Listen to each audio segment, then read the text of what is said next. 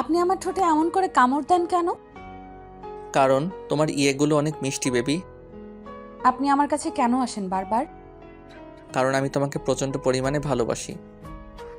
কিন্তু আপনি কেন বোঝেন না এই ভালোবাসাটা হয় না? আর আমি তো বলেছি আমি আপনাকে ভালোবাসি না।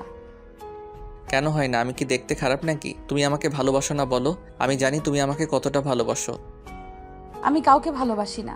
আমার মতো মেয়ে কাউকে ভালোবাসার যোগ্য না, বিশেষ করে আপনাকে। তাই তাহলে আমি যখন তোমাকে স্পর্শগুলো দেই তখন চুপচাপ থাকো কেন?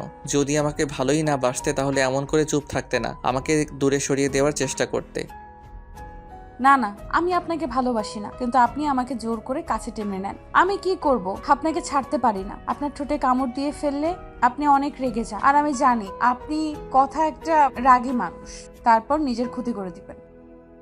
তুমি আমার কথা চিন্তা করেছো? দেখো, আমি যদি একটু রাগ করি কিংবা রেগে গিয়ে তোমার সাথে কথা না বলি কিংবা যখন কষ্ট পাই তাহলে সেটা তোমার জন্য কষ্টের হয়। তাই তুমি আমাকে দূরে সরিয়ে দিতে পারো না।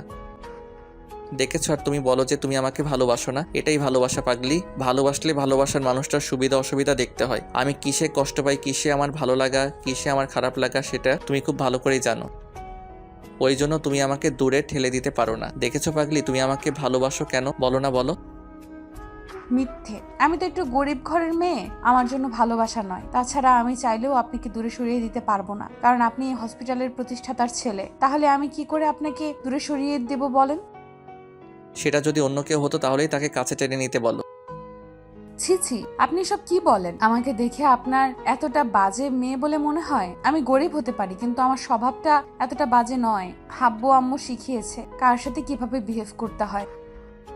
তাছাড়া আপনাকে আমি কেন জানি দূরে সরিয়ে দিতে চাইলেও পারি না। আপনি ততবারই আমার কাছে চলে আসেন। ওইটা তোমার ভালোবাসা বেবি, তুমি কেন বুঝতে পারো না? আর আমি তোমাকে প্রচন্ড পরিমাণে ভালোবাসি, যার জন্য তুমি সেটা ফিল করতে পারো, কিন্তু নিজের অবস্থানের কথা ভেবে তো আমাকে দূরে সরিয়ে দাও। তাই তো, কিন্তু দেখো, তুমি আমাকে অনেক বেশি ভালোবাসো, আমাকে ছাড়া থাকতেই পারবে না। কেন বুঝতে পারো না? তোমার এই অবহেলাটা আমি নিতে পারি না, কষ্ট হয়। না না, আমি আপনাকে ভালোবাসি না, আর আমি কোনো কিছু ফিল করতে চাই না। আমার অবস্থানটা ঠিকই আছে। আল্লাহ আমাকে যেখানে রেখেছে অনেক ভালো রেখেছে। আমি চাই না আপনাকে বিয়ে করতে। একটা কথা কি জানেন তো, আপনাকে ভালোবাসতে কিন্তু একটা কথা জানেন তো, আমার মতো মেয়ে কাউকে ভালোবাসতে পারেন, কারো ভালোবাসাটা ডিজার্ভ করতে পারে না। আমি ভালোবাসার মতো একটা মেয়ে হলাম নাকি? আপনি আমার থেকে অনেক ভালো মেয়ে পাবেন। তাই প্লিজ আপনি এগুলো বন্ধ করেন, আর কখনো এরকম ডিস্টার্ব করবেন না। আমি অনেক কষ্টেই আপনার হসপিটালে চাকরি পেয়েছিলাম, তা আপনি যদি এমন করতে থাকেন তাহলে চাকরিটা আমাকে ছেড়ে দিতে হবে, সেটা আপনি খুব ভালো করেই জানেন।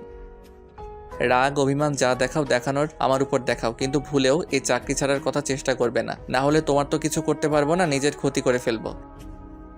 কি করবেন আপনি? প্লিজ উল্টাপাল্টা কিছু করবেন না প্লিজ। আমি জানি আপনি কতটা রাগী। রাগ অভিমান যা দেখানোর আমার উপর দেখান। আপনি আমাকে মারেন, বকেন, তারপরেও নিজের কোনো ক্ষতি করবেন না প্লিজ। না না, আমি তোমার উপর কোনো রাগ দেখাতে পারি না কলিজা। তুমি জানো আমি তোমাকে কতটা ভালোবাসি। তাছাড়া তোমার উপর রাগ দেখাবো কেন? তুমি তো আমার বাবু সোনা, তাহলে কেন দেখাবো? কিন্তু আমি জানি তুমি আমাকে কতটা ভালোবাসো। যদি আমি নিজেকে কষ্ট দেওয়ার চেষ্টা করি তুমি সেটা মেনে নিতে পারবে না, ঠিকই আমাকে বুকে আগলে নিবে। কি হলো, কষ্ট নিজেকে? না না, এমনটা করবেন না প্লিজ। আমি চাই না আমার জন্য কেউ কষ্ট পাক। আমি বুঝতে পারছি আপনি আমাকে চান না আমি এখানে থাকি, তাই তো? আসলে কি জানেন তো, আব্বু আম্মুকে নিয়ে অনেক কষ্ট হয়। অনেক কষ্টে চাকরিটা পেয়েছিলাম। আপনার আব্বু আমাকে অনেক ভালো জানেন, তাই এখানে পড়ে আছি। কিন্তু আপনি যদি এমন করতে থাকেন না, আব্বু আম্মুকে নিয়ে আমার এখান থেকে চলে যেতে হবে। আপনি বলে দিন, তাহলে সেটাই হবে। তুমি আমাকে এমন করে বলতে পারতেছো? আমি তোমাকে একটাবার বলেছি এখান থেকে চলে যেতে। তুমি যদি এখান থেকে যাও না তাহলে আমার থেকে খারাপ আর কেউই হবে না। তুমি শুধু এতদিন আমার ভালোবাসাটা দেখেছো বেবি, তুমি জানো না আমি তোমাকে কত ভালোবাসি। তোমাকে ছাড়া একটা দিন কল্পনাও করতে পারি না। ওই জন্যই তো বারবার সব কাজকর্ম ফেলে তোমার কাছে ছুটে আসি। তুমি কেন বোঝো না আমাকে বলো তো? সেটা প্রকাশ করেছি। তবে থেকে তুমি আমাকে ইগনোর করতে শুরু করেছো। আচ্ছা, আমার মধ্যে কি এমন বাজে অভ্যাস আছে যার জন্য তুমি আমাকে ভালোবাসতে পারবে না বলো? আপনি উল্টাপাল্টা ভাববেন না। আর আমি জানি আপনার রাগ কতটা। আপনার মধ্যে সবই পারফেক্ট আছে, শুধু রাগটা একটু বেশি আছে। সেটা কমিয়ে ফেলেন আর বোঝার চেষ্টা করেন যে সম্পর্কে হয় না আপনি যেখানে আমাকে ভালোবাসেন সেখানে আমি তো আপনাকে ভালোবাসি না, তাহলে সম্পর্ক কি করে হয় বলেন? তাছাড়া যেখানে এই সম্পর্কের কোনো ভবিষ্যৎ নেই সেখানে আপনি এগুলো নিয়ে কেন ভাববেন? কে বলেছে আমাদের সম্পর্কের ভবিষ্যৎ নেই? তুমি শুধু শুধু এরকম ভয় পাচ্ছ। দেখো, তুমি তো ভয় পাচ্ছ যে আমার ফ্যামিলি তোমাকে মেনে নেবে কিনা, তাই তো? ওরা কেউ আমাদের মাঝে বাধা হবে না। তুমি না বললে আব্বু তোমাকে অনেক পছন্দ করে, দেখো ছেলের বউ হিসেবে মেনে নিবে। ওই পাগলি আর কত কষ্ট দিবা বলো? সেই একটা বছর যাবত তুমি আমাকে কষ্ট দিয়ে আসতেছো, এখন তো তুমি আমাকে ভালোবাসো বলো? আমি তো ভেবেছিলাম তুমি আমাকে কখনো ভালোবাসবে না, কিন্তু এখন এত বেশি ভালোবাসো যে আমার থেকে দূরে সরে থাকতে পারো না। আমি যখনই তোমার থেকে দূরে থাকি তুমি মন খারাপ করে থাকো। তুমি বোঝো না কেন এটা আমাকে কাছে পাওয়ার তীব্র আকাঙ্ক্ষা? আমি কিছু বুঝি না আর বুঝতেও চাই না, আপনিও উল্টো বোঝেন না। আপনাকে আমি বারবার বলে বোঝাতে পারতেছি না এই ভালোবাসাটা হওয়া সম্ভব না। আপনি কেন বুঝতে চাইছেন না বলেন? কি করলে আপনি আমার থেকে দূরে সরে যাবেন? ঈশানের কথাতে নীলাশা চুপচাপ মাথা নিচু করে রাখলো। তখন ঈশান ওর মুখের পাশে হাত রেখে ওর কপালে আলতো করে একটা ভালোবাসার পরশ দিতে খেয়াল করলো নীলাশা ঠোঁটজোড়া কাঁপছে। তখন ঈশান আর দেরি না করে ওর ঠোঁটের সাথে জোড়া মিলিয়ে দিল। সাথে সাথে নীলাশা কেমন পাথরের মতো শক্ত হয়ে গেল। তারপর হুটহাট করে যখন মনে করলো এটা ওর বসের ছেলে আর যার সাথে এসব কিছু করাও মানায় না, ঈশান হয়তো পাগলামি করতে চায়, কিন্তু দুদিন পর যদি ওকে ভুলে যায় তখন হয়তো ওর ভ্যালুটা কাছে থাকবে না। আর নীলাশা ঈশানকে প্রচন্ড পরিমাণে ভালোবেসে ফেলেছে, কিন্তু নিজের অবস্থানের কথা ভেবে সবসময় দূরে থাকার চেষ্টা করে। তাতে হয়তো কষ্টটাই বাড়বে, আর নীলাশার চাই না এই সম্পর্কটা হোক। তাতে কষ্টটাই বাড়বে আর ঝামেলা বাড়বে। শেষ পর্যন্ত ওকে এখান থেকে চলে যেতে হবে। আর নীলাশার বয়স্ক বাবা মাকে নিয়ে একা থাকতে হয়, অনেক কষ্টের সংসারটা চালাতে হয়। তাহলে যদি চাকরিটা চলে যায় তাহলে কখনোই আর ভালো থাকতে পারবে না। তা তুলে দিতে পারবে আব্বু আম্মুর মুখে খাবার। তাই নিজেকে আরো শক্ত করে ঈশানকে সরানোর চেষ্টা করলে ঈশান ওকে আরো শক্ত করে চেপে ধরে। তখন নীলাশা উপায় না পেয়ে ঈশানকে ধাক্কা মারে, দূরে সরিয়ে দেয়। আসলে আপনি অসভ্য লম্পট। না হলে বারবার একটা মেয়ে যেখানে আপনাকে অসহ্য মনে করে, যেখানে এত বেশি ঘৃণা করে, সেখানে আপনি এইভাবে আমার কাছে আসতেন না। আসলে আপনি একটা বেহায়া। না হলে আপনাকে শতবার বুঝেও আমি কিচ্ছু করতে পারলাম না যে আপনি আমার কাছে আসবেন না। আমি আপনাকে ভালোবাসি না, তারপরও কেন এরকম পাগলামি করেন বলেন তো? কি চান আপনি? আমার শরীরটা তো তাহলে বলেন, আমি আপনার সাথে বেড শেয়ার করব। নীলাশার মুখে এমন ধারা কথা শুনেই ঈশানের মুখটা কালো হয়ে গেল। নিমিষের মধ্যেই একদম স্তব্ধ হয়ে গেল। তারপর কিছুক্ষণ নীলাশার মুখের দিকে তাকিয়ে থেকে তারপর রাগটাকে কন্ট্রোল করতে না পেরে পাশে থাকা জানালার গ্লাসে সজোরে একটা ঘুষি মেরে দিল। সাথে সাথে ওর হাত কেটে রক্ত পড়তে শুরু হলো। নীলাশা ওর দিকে যেতে গেলেই ঈশান হাতে ইশারায় থামিয়ে দিয়ে রাগী কণ্ঠে বলতে লাগলো, একদমই হবে না। এত ভালোবাসার পরেও যে বুঝতে পারে না, তাকে আর ভালোবাসাটা বোঝানোর কোনো ইচ্ছা নেই। আমি না লম্পট দুশ্চরিত্র? আসলে কি বলতো, সত্যিকারে ভালোবাসতে নেই কখনো। কি করবো বলো? তোমার চোখের মায়ায় পড়ে গেছিলাম, তোমার মায়ায় পড়ে গেছিলাম, তোমার এই সুন্দর ব্যবহারে প্রেমে পড়ে গেছিলাম। বোঝাতে পারলাম না কতটা ভালোবাসি। আজকের পর আর এই মুখটা দেখতে পাবে না। ঈশান কথাগুলো বলে বাসায় চলে যায়। সেদিন আর নীলাশা সেখানে কান্না করতে করতে বসে পড়ে। যাকে এত বেশি ভালোবাসে তাকে কষ্ট দিয়ে ফেললো। কথাটা বোঝাতে পারলাম না। তাকে তো ঈশান বাসায় গিয়ে নিজেকে শান্ত করতে ছিল না, মানতে পারতেছিল না যাকে ভালোবাসে সে ওকে এমন করে ইগনোর করলো। তাই উল্টাপাল্টা কাজ করতে শুরু করে দিল। হাতের কাছে যা পাচ্ছিল সবই ভাঙচুর করতে শুরু করে দিয়েছিল। আম্মু ওকে আটকাতে না পেরে আব্বুকে ফোন করে আসতে বলে। তারপর ওকে থামাতে পারছিল না, শান্ত করতে পারছিল না।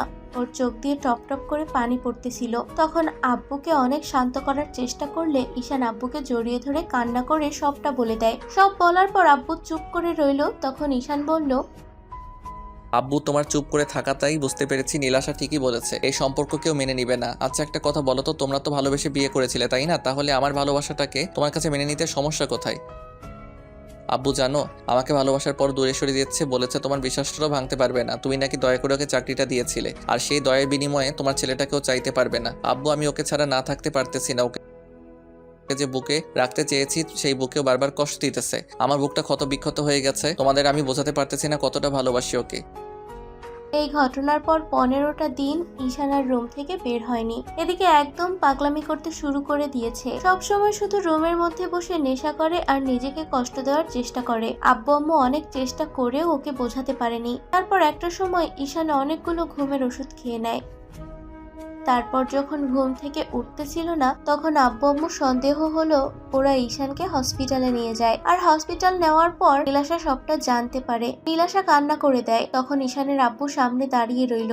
নীলাশা হাত জোর করে বলতে লাগলো, সব আমার জন্য হয়েছে, আপনি আমাকে মাফ করে দিন। আমি এখান থেকে আজকেই চলে যাব, আর কখনো আপনার ছেলের সামনেই আসবো না। আপনি তারপরও রাগ করে থাকবেন না। আপনি খুব শীঘ্রই ওনার বিয়ে দিয়ে দিবেন। বউ আসলে ঠিকই আপনার ছেলেকে সুস্থ করে তুলবে, দেখেন। আমার ছেলের ভালোবাসাটাকে দূরে সরিয়ে দিয়ে আমি কি ভালো থাকতে পারবো বলো? না থাকতে পারবে ও, না থাকতে পারবে আমার পুরো ফ্যামিলি। তাই ভুলেও আর এই কথা মুখে আনবে না। আমি জানতে চাই না তুমি কেমন, কি ও যেমন তেমনটাই থাক। তোমার অবস্থানের কথা আমার জানার দরকার নেই। আমার ছেলে যেন ভালো থাকে। এরপর যদিও তোমার থেকে এক পরিমাণ কষ্ট পেয়েছে না, তাহলে আমি ভুলে যাব যে তুমি একটা মেয়ে। তোমাকে জোর করে উঠিয়ে নিয়ে গিয়ে আমার ছেলের সাথে বিয়ে দিয়ে দিব। তখন তুমি না বারণ করতে পারবে, না আমাকে আটকাতে পারবে। কিন্তু স্যার, আপনি তো অনেক বড় লোক, আপনি কি করে বলবেন আপনার ছেলের বউ এত গরিব ঘরের একটা মেয়ে? চুপ, একদম চুপ। আর একটা কথা নয়, আমি তোমার আব্বু আম্মুর সাথে কথা বলে নিব। এখন যাও, আমার পাগল ছেলেটাকে সামলাও। যাকে পাগল করে দিয়েছো তাকে তোমাকেই সামলাতে হবে। আব্বুর কথাতে নীলাশা গিয়ে ঈশানের কেবিনে বসলো। খেয়াল করলো ওর পুরো মুখটা শুকিয়ে গেছে, কেমন চুল দাড়িগুলো এলোমেলো হয়ে আছে, মায়াবী মুখটা কেমন কালো হয়ে আছে। তখন নীলাশা ঈশানের একটা হাত দু হাতের মুঠোয় নিয়ে কান্না করে দিল। তারপর কিছুক্ষণ চুমু দিয়ে ওর হাতটা জড়িয়ে ধরে রাখলো। তো একদিন পর যখন ঈশানের জ্ঞান ফিরলো, ও খেয়াল করলো কেউ বুকে শুয়ে আছে। এমন কিছুর জন্য প্রস্তুত ছিল না। তাড়াহুড়ো করে উঠে যেতে গেলে এবার নীলাশা উঠে বসলো আর বলতে শুরু করলো, আপনি ঠিক আছেন তো? দেখেন, আমি আর আপনাকে কষ্ট দিব না। আপনার কোথায় কষ্ট হচ্ছে বলেন আমাকে, তারপরেও এরকম চুপচাপ করে থাকবেন না। নীলাশাকে এতটা কাছে দেখে ঈশান অবাক হয়ে গেল। তারপর বলতে লাগলো, তুমি এখানে? তুমি না চলে যেতে চেয়েছিলে আমার থেকে? যেতে চেয়েছিলাম, কিন্তু আপনার আব্বু আমাকে যেতে দেয়নি। প্লিজ, আপনি আর এরকম পাগলামি করবেন না। আপনি জানেন আমি কতটা ভয় পেয়ে গেছিলাম। পুরো 2 দিন আপনি জ্ঞান হারিয়েছিলেন। কেন এরকম পাগলামি করলেন বলেন? নিজেকে কষ্ট দিতে চেয়েছিলাম, আর তুমি তো আমাকে ভালোবাসো না, দূরে সরে যেতে চেয়েছিলাম, কিন্তু পারতেছিলাম না। প্রচন্ড পরিমাণে যন্ত্রণা হচ্ছিল বুকের মধ্যে, তাই দূরে সরে যাওয়ার জন্য এরকমটা করতেছিলাম। হয়তো ঘুমিয়ে থাকলে তোমার কথা ভুলে যেতে পারবো, সেজন্য দূরে সরে যেতে চেয়েছিলাম। দূরে সরে যেতে হবে না, এখন অনেক বেশি ভালোবাসি আপনাকে। প্লিজ আর কষ্ট দিয়েন না। নিজেকে দরকার বলে আমাকে কষ্ট দেন, আমি সব সহ্য করে নিব। আব্বু তোমাকে জোর করে এখানে আসতে বলেছে, তাই তো? আমি জানি তুমি আমাকে ভালোবাসো না, চলে যাও এখান থেকে। আমার এরকম ভালোবাসার দরকার নেই, যেটা সামান্য একটা বিষয়কে কেন্দ্র করে দূরে সরে যায়। আমি বুঝতে পারছি আব্বু আমাকে শান্ত করার জন্য এখানে তোমাকে পাঠিয়েছে। তো তুমি চলে যাও, আমি চাই না তোমাকে জোর করে আমার কাছে ধরে রাখতে। ঈশানের কথাতে নীলাশা কান্না করে উঠলাম। ঈশান মাথা নিচু করে থাকতে একটা সময় নীলাশা হুটহাট করে ওর ঠোঁট জোড়া দখল নিয়ে 5 মিনিট যাবৎ কিস দিতে লাগলো। তারপর একটা সময় যখন ঈশান আর থাকতে পারছিল না, তখন রেসপন্স দিতে শুরু করে। আর তারপর কিস করতে শুরু করে। 10 মিনিট পর দুজন দুজনকে ছেড়ে দেয়। তারপর নীলাশা ঈশানের বুকে মুখ লুকায় আর বলে, এখন বিশ্বাস হয়েছে তো কত ভালোবাসি? আর কখনো কষ্ট দিব না তো, তাহলে না সত্যি মরে যাব। মেয়েরা এই কথা বলতে পারে, আপনি কেন বলেন? আপনি না একটুও বোঝার চেষ্টা করেন না। আমি তো ভয় পেয়ে গেছিলাম যে আপনার আব্বু মেনে নিবে না। প্লিজ আর এই কথা কখনো বলবেন না। মেনে নিল তো? আমি তো বলেছিলাম এমন কিছু হবে না, শুধু শুধু কষ্ট দিলে। তাছাড়া এরকম কথা বলার আর কোনো প্রয়োজন হবে না পাগলি। I love you. I love you too পাগলিটা। আমাদের দেয়া গল্পটি যদি আপনাদের ভালো লেগে থাকে তাহলে একটি লাইক করুন। আরও নতুন নতুন গল্প পেতে চ্যানেলটি সাবস্ক্রাইব করে বন্ধু হয়ে আমাদের পাশে থাকুন। ধন্যবাদ সবাইকে।